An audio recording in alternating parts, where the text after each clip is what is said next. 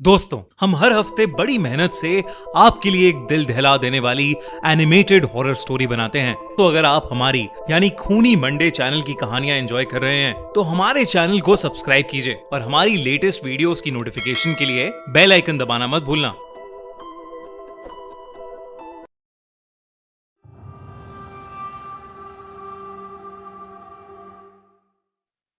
भूतिया फ्लैट। 1991 में सचिन के पापा विनोद अपनी पुरानी जॉब छोड़कर एक नई जॉब करने लगे, जिसके सिलसिले में पूरी फैमिली को उत्तर प्रदेश के फैजाबाद में शिफ्ट होना पड़ गया। 8 साल का सचिन अपने पुराने घर को बिल्कुल भी छोड़ना नहीं चाहता था, पर माँ और दीदी के मनाने पर वो भी नए घर में शिफ्ट होने के लिए तैयार हो गया। फैक्ट्री के मालिक ने सचिन के पापा विनोद को एक 2 बेडरूम फ्लैट रहने को दिया था। उस फ्लैट पर करीब 5 सालों से ताला लगा था। वो फ्लैट दिखने में बहुत पुराना था और उसके हर कोने में जाले ही जाले थे। सचिन की माँ को उस पुराने फ्लैट में एक अजीब सी बेचैनी हो रही थी। विनोद और उसकी फैमिली एक नए घर में रहना चाहते थे, पर कोई भी नया घर खाली होने के लिए पूरा 1 साल रुकना पड़ता। तो विनोद ने उसी पुराने घर में रहना शुरू कर दिया। लेकिन उस घर में पहले ही दिन से अजीबोगरीब चीजें होनी शुरू हो गई थीं। जाले हटाने के बावजूद हर दिन फ्लैट के कोनों में जाले अपने आप ही वापस आ जाते थे। इतना ही नहीं, जब विनोद और उसकी पूरी फैमिली सो जाते थे तब उन्हें उस फ्लैट के अंदर से किसी के कदमों की आवाजें आती रहती थीं। घर में घुसते ही पहले दिन सचिन ने बाथरूम की दीवार पर एक बड़ा सा जलने का निशान देखा था। अगले आने वाले दिनों में सचिन ने उस पर न जाने कितनी बार पेंट किया होगा, लेकिन फिर भी हर 10-15 दिनों में वो जला हुआ निशान वापस दिखने लगता था। सचिन इन सारी हरकतों को कनेक्ट करने लगा और ये मानने लगा कि उस घर में कोई भूत है। जब उसने ये बात अपनी बड़ी बहन को बताई तो उसकी बहन ने उसे समझाते हुए कहा कि भूत वूत कुछ नहीं होता और ये सब उसका वहम है। एक बार सचिन के पापा विनोद को अपने काम से पड़ोस वाले शहर में जाना पड़ा। घर में बस सचिन, उसकी बहन और उसकी माँ थे। दोनों बच्चे अपने रूम में सो रहे थे और माँ अपने बेडरूम में। रात के करीब 1 बज रहे थे और सचिन की माँ की नींद बार बार टूट रही थी। उस रात भी फ्लैट के अंदर से कदमों की आवाजें आ रही थीं। धीरे धीरे वो आवाजें बहुत जोर से आने लगी और उसी के शोर की वजह से सचिन की माँ की नींद टूट रही थी। तभी सचिन की माँ को अपने कमरे की खिड़की के पास कुछ दिखा।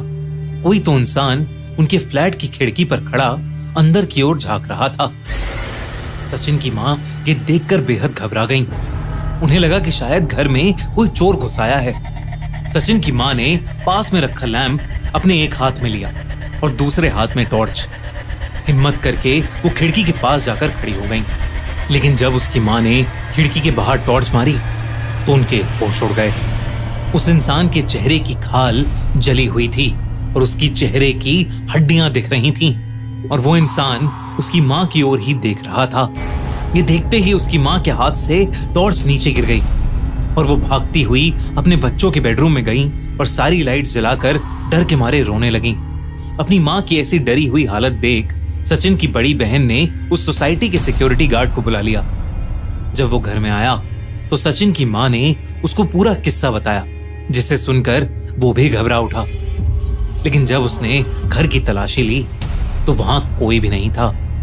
सचिन की माँ ने भी उस हादसे को एक बुरा सपना मानकर भुला दिया। पर रातों में पैरों की आहट और छत पर ठक ठक की आवाज तब भी बंद नहीं हुई। फ्लैट के सारे नल खुद ही चलना शुरू हो जाते थे। बिना लाइट्स के स्विच को छेड़े लाइट्स फ्लिकर करना शुरू कर देती थीं और खुद ही बाद में बंद हो जाती थीं। पर सबसे ज्यादा भयानक इंसिडेंट दिसंबर की एक रात में सचिन के साथ हुआ। उस रात कपकपाने वाली ठंड थी। सचिन और उसकी बहन एक मच्छरदानी के अंदर अपने बिस्तर पर सो रहे थे। अचानक से उनके बाथरूम का एक बल्ब जल पड़ा और सचिन की नींद खुल गई।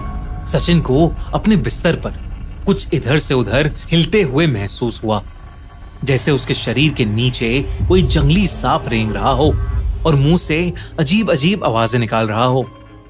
सचिन घबरा गया और उसने अपनी बहन को उठाने की बहुत कोशिश की, लेकिन वो हिल भी नहीं पा रही थी। वो एक ऐसी गहरी नींद में सो रही थी कि जैसे किसी ने उस पर कोई जादू कर दिया हो। फिर सचिन को कुछ ऐसा दिखा जिससे उसकी आत्मा कांप उठी। सचिन ने देखा कि उसके बेड के पीछे से कुछ निकल रहा है। एक जला हुआ हाथ बेड के पीछे वाली दीवार से बाहर आया। वो किसी जिंदा इंसान का हाथ नहीं था। उस हाथ में 3 मोटी उंगलियां थीं, जिसकी खाल जलकर पिघल चुकी थी। वो जला हुआ हाथ धीरे धीरे सचिन के सर के पास आया और फिर उसके सर को फेरने लगा, जैसे कोई उसको सुलाने की कोशिश कर रहा हो। पर सचिन की नींद उड़ चुकी थी। उसका शरीर जम गया था। सचिन चाहकर भी उस जले हाथ को हटा नहीं पा रहा था। कुछ मिनटों बाद वो हाथ अपने आप वापस चला गया और सचिन कंबल मुंह पर डालकर शौक में लेटा रहा। उसकी पैंट गीली हो गई थी क्योंकि उसने घबराहट के मारे बेड में ही यूरिन कर दी। पूरी रात सचिन को बेड के नीचे कोई रेंगता हुआ फील होता रहा, लेकिन वो डर के मारे कुछ नहीं कर पाया। अगली सुबह सचिन ने यह इंसिडेंट सबको बताया। सचिन की मां को अब समझ आ गया था कि वो फ्लैट वाकई भूतिया है। उन्होंने फौरन विनोद को फोन करके वापस बुलाया और उसी दिन उनकी पूरी फैमिली कंपनी के गेस्ट हाउस में शिफ्ट हो गए और उन्होंने वहीं रहना शुरू कर दिया। कुछ दिनों बाद उन्हें किसी से उस फ्लैट में रह रहे पुराने किराएदार के बारे में पता चला।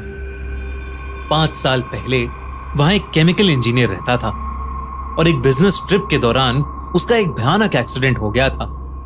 उसकी मौत की खबर सुन के उसके पिता को बहुत सदमा लगा था।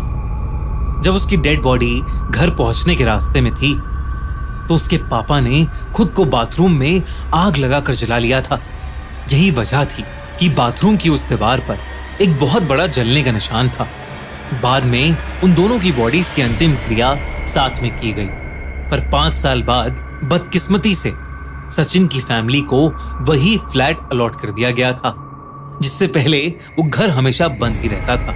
अपने नए घर में सचिन दिन रात कनेक्शन बनाता रहता था कि शायद उस रात जो जला हुआ हाथ उसने महसूस किया था और जो जला हुआ इंसान उसकी मां ने देखा था, वो उसी केमिकल इंजीनियर के पिता की आत्मा थी जो शायद अपने बेटे को ढूंढ रही थी। आपको क्या लगता है? हमें कमेंट्स में जरूर बताइए। और हाँ, एंड स्क्रीन पर क्लिक करो और देखो हमारा नया पॉडकास्ट नवाजुद्दीन सिद्दीकी के साथ।